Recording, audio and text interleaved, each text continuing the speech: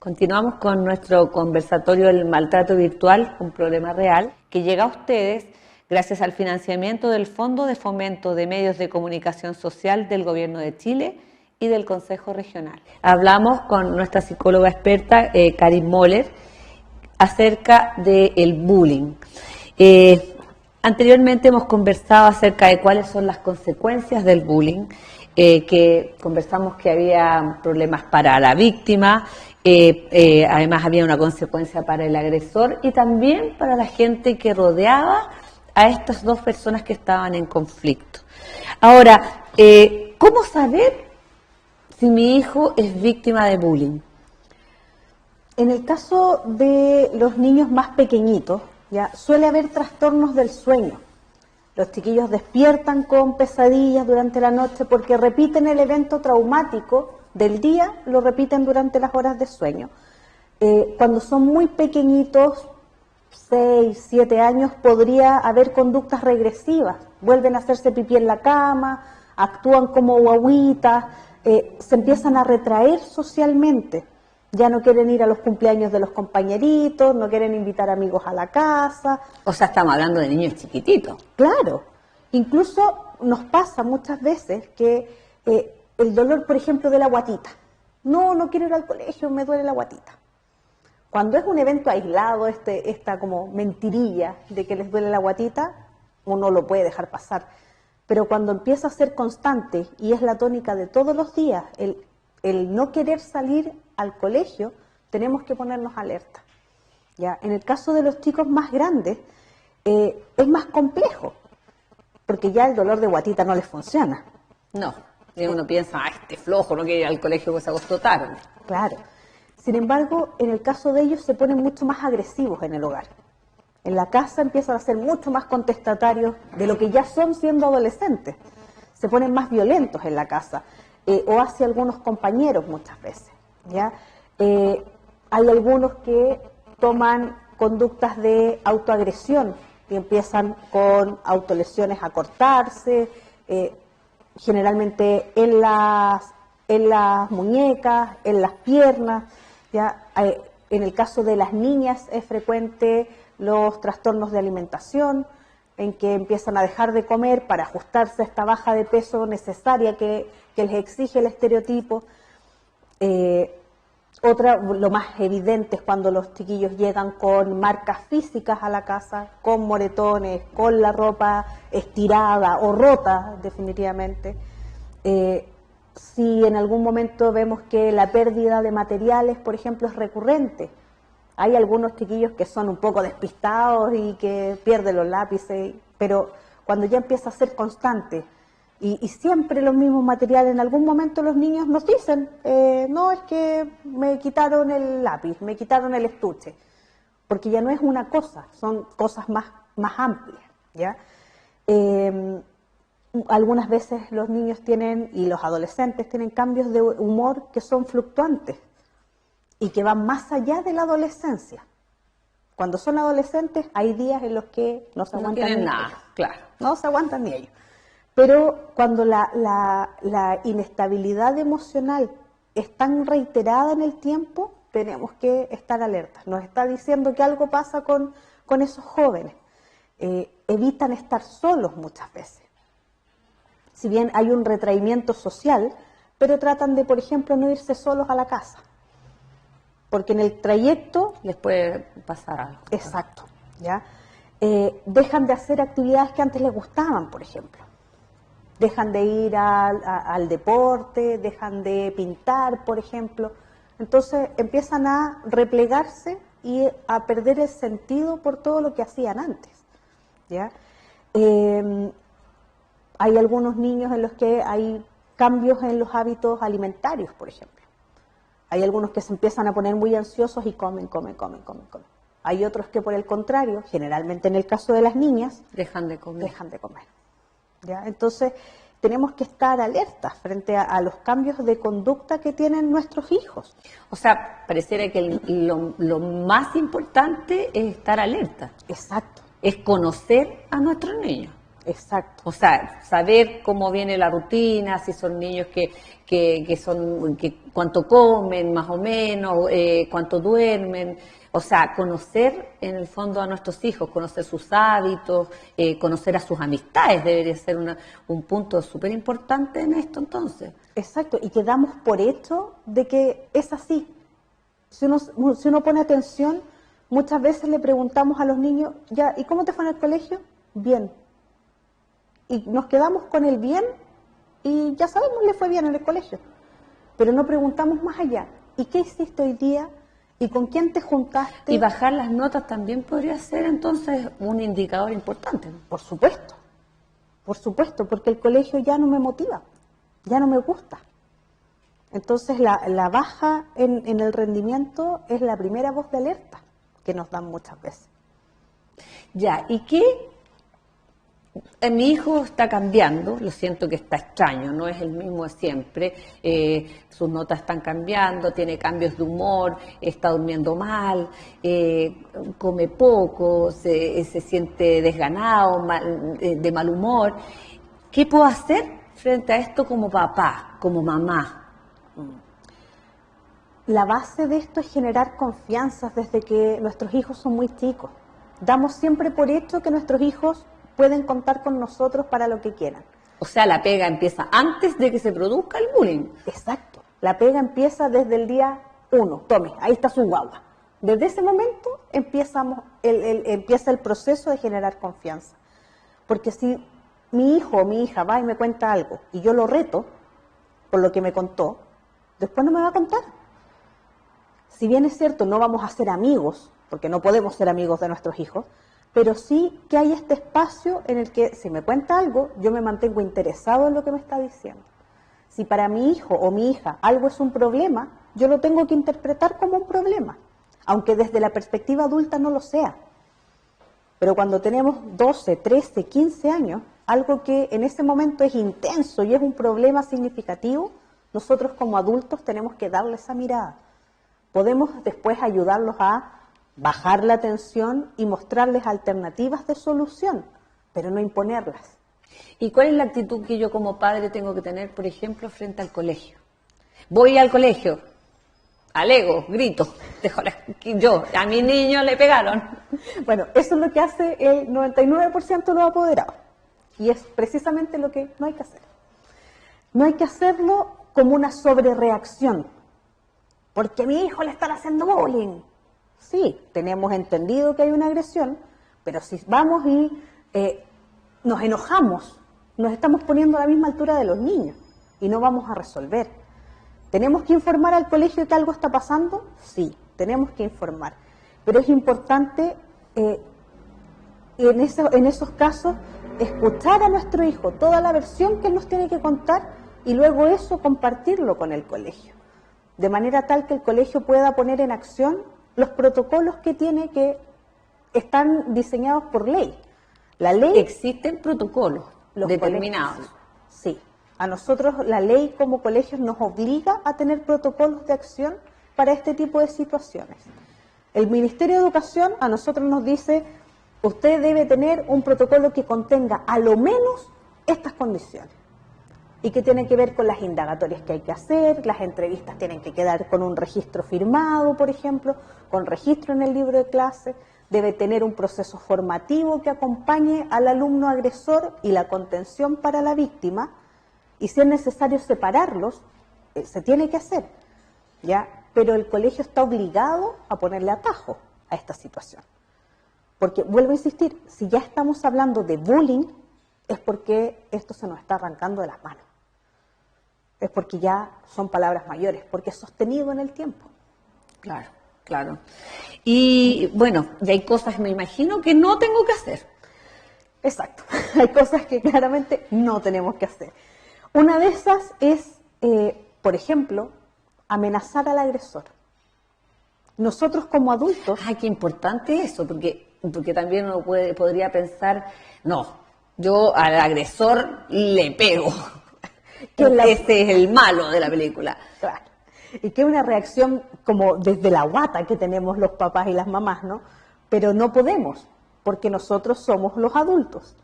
Y como somos los adultos, tenemos que tratar de solucionar esto y no podemos agredir a ese niño, porque además eso también es una conducta sancionada, ¿no? Por ley no podemos agredir a un menor de edad. Ni a un mayor debería ser tampoco. Claro. ¿Ya? Pero no podemos intimidar o agredir a ese estudiante ni dentro ni fuera del colegio. No es que yo me consiga el teléfono de Juanito y lo llame y le diga, oye, cabro, porquería, deja molestar a mi hijo, porque eso también es una agresión. Por lo tanto, eso es lo primero que no tenemos que hacer. Lo segundo que tampoco deberíamos hacer es incitar a nuestro hijo o a nuestra hija a defenderse de la misma forma, a pagarles con la misma moneda. Si te pega, pégale. Porque estamos apagando el incendio con benzina, ¿ya? Por lo tanto, no debemos instigarlos a responder a golpes, sí a tratar de detener la situación y a confrontar, pero desde lo verbal, desde la resolución del conflicto. Y si nuestro hijo o nuestra hija no tiene las herramientas para hacerlo, porque por algo llegamos a esta situación, ¿no? Es necesario acompañarlo en el proceso de madurez para que logre hacerlo en algún momento, pero no instarlo a que golpee o que agreda a su agresor finalmente. ¿Ya? Perfecto. Por otro lado, también, bueno, yo voy a sentir que quiero cuidar a mi hijo. ¿Hasta dónde? Es difícil porque no podemos sobreprotegerlos tampoco. Si nosotros caemos en la sobreprotección de nuestro hijo, estamos reafirmando su sentimiento de inutilidad. Como tú no te puedes defender solo, hijo, entonces yo te voy a defender. Ese es el mensaje que le estamos transmitiendo. Claro, yo le voy a hacer más daño al sobreprotegerlo. Exacto. Porque le estamos diciendo entre líneas, como tú no puedes, si no eres capaz, lo tengo que hacer yo. Entonces, no, si bien es cierto, no vamos a negar el problema, no podemos negar la existencia de esta situación y tampoco lo podemos abandonar y que se defienda solo, pero no lo podemos sobreproteger. Si nosotros sobreprotegemos a nuestros hijos, de una u otra forma también lo estamos agrediendo. Estamos agrediendo a ese niño o a ese joven, a esa niña, al decirle, tú no lo puedes hacer solo. Claro.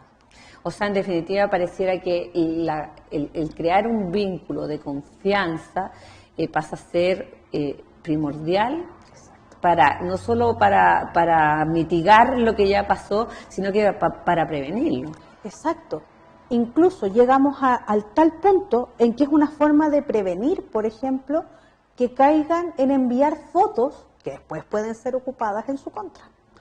Porque dentro de todo este bullying y dentro de todo este entramado de cosas que se empiezan a tejer en la red, ¿no?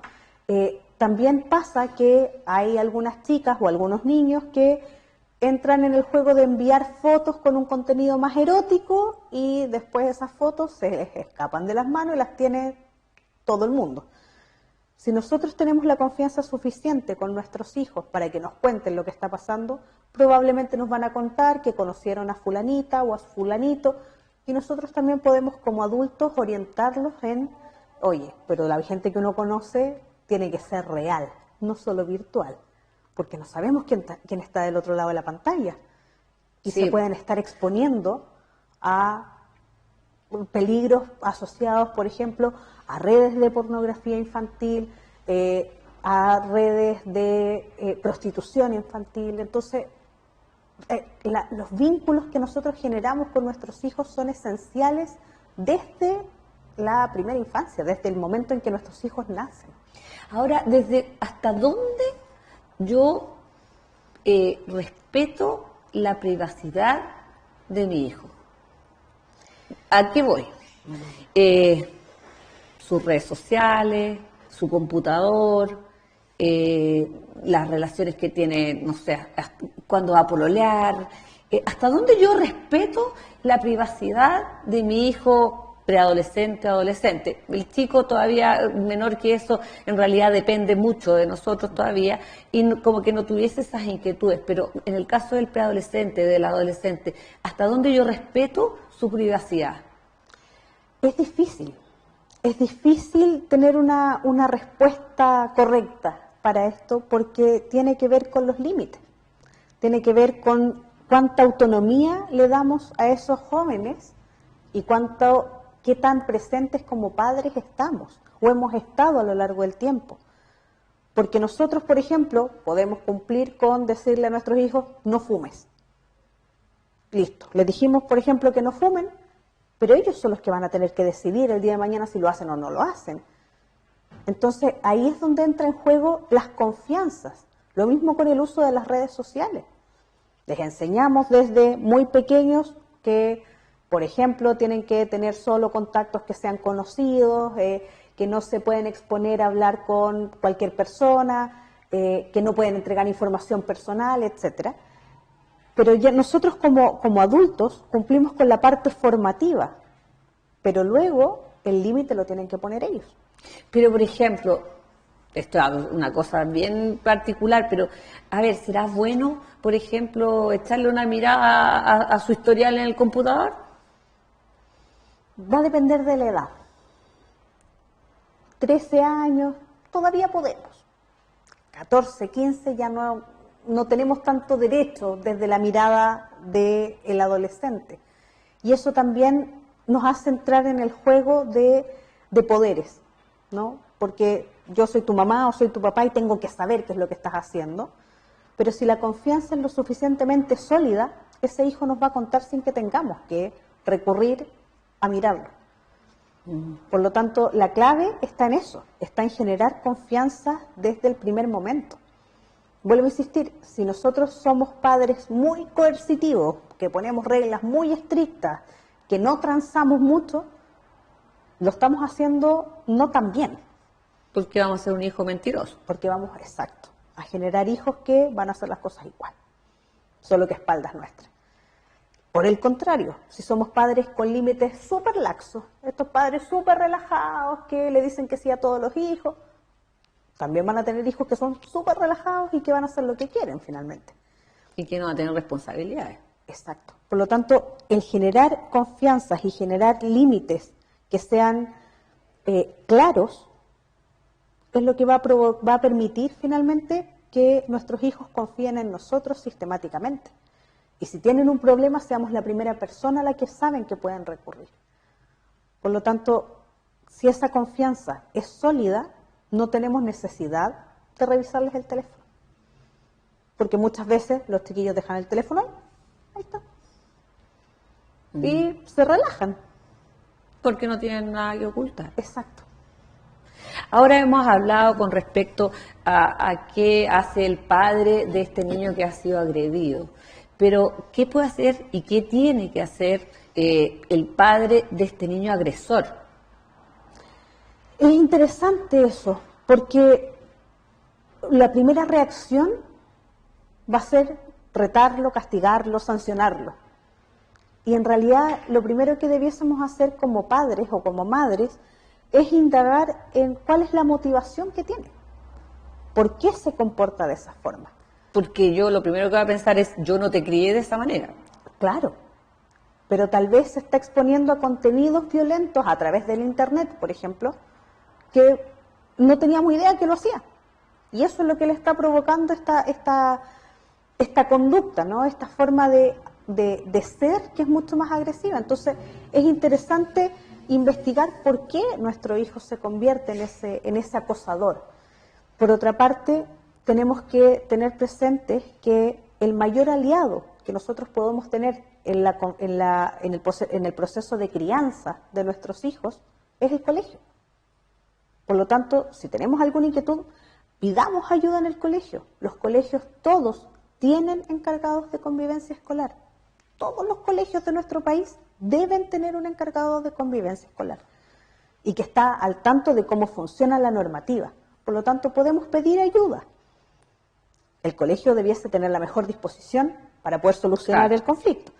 Escuchemos lo que tienen que decir ellos respecto a la conducta de nuestro hijo o nuestra hija. Abrámonos también, Exacto, porque a veces a lo mejor lo que nos van a decir no nos va a gustar.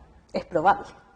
Pero en esos casos es importante conocer a los amigos de nuestros hijos, no solo de nombre, conocerlos físicamente. Los niños necesitan saber que sus papás los escuchan, que para nosotros como adultos son importantes. Por lo tanto, si nos van a presentar a fulanito, a sutanita, conozcámoslo.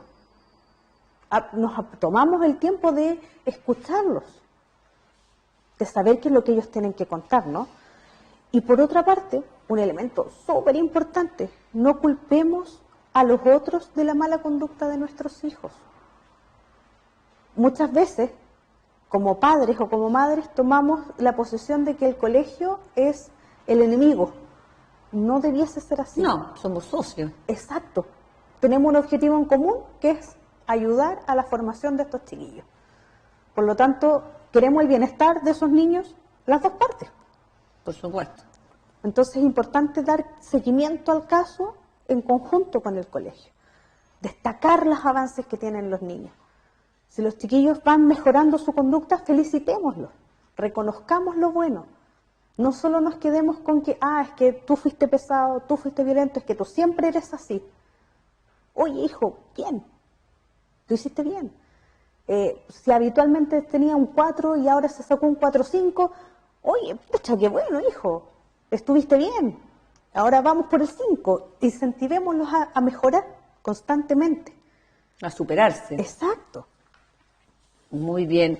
Te quiero agradecer, Karin, por toda esta información que nos has dado, por todo esto, parecer, la perspectiva también del colegio. Yo creo que es importante el recalcar que el colegio y los papás son socios y no contrincantes. Exacto. Y que sobre todo que tenemos que estar muy alerta en cuanto a crear vínculos con nuestros hijos, vínculos de comunicación con nuestros hijos. Exacto. Muchas gracias Por y nada. nos estaríamos viendo. Por nada, hasta luego. Chao, gracias. Chao.